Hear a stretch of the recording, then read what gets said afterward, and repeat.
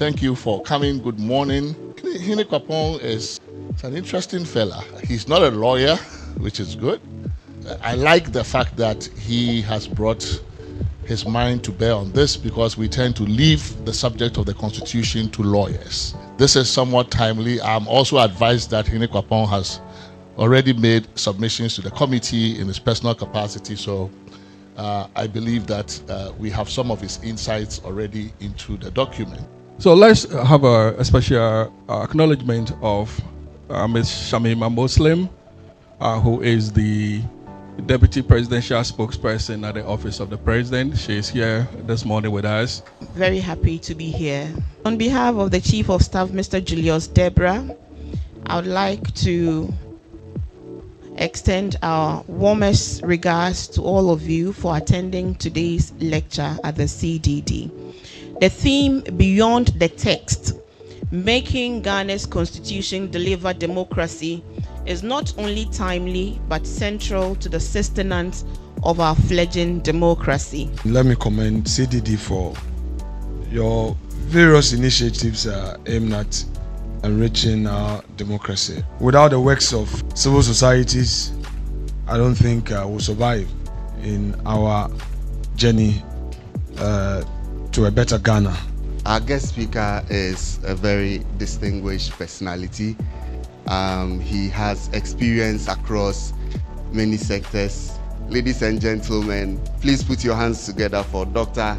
Hene Kwapong.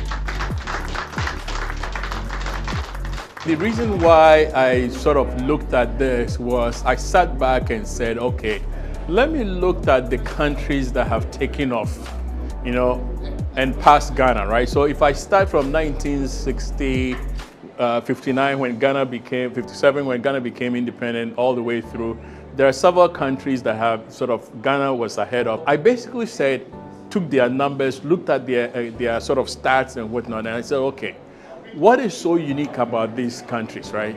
For the first decades that they actually became independent, they spent a lot of time on really architecting their social organization, right? So if you look down, the intervention into their languages, a lot of them also have multiple languages, right? So intervention into their languages, intervention into basically the structures that they govern themselves with, right? We're all very deliberate, right? They really did not just copy. And that for me is what kind of prompted me to look at Ghana and said, okay, what is happening? What are the big problems that we have? So that's what really prompted me to look at this deeper.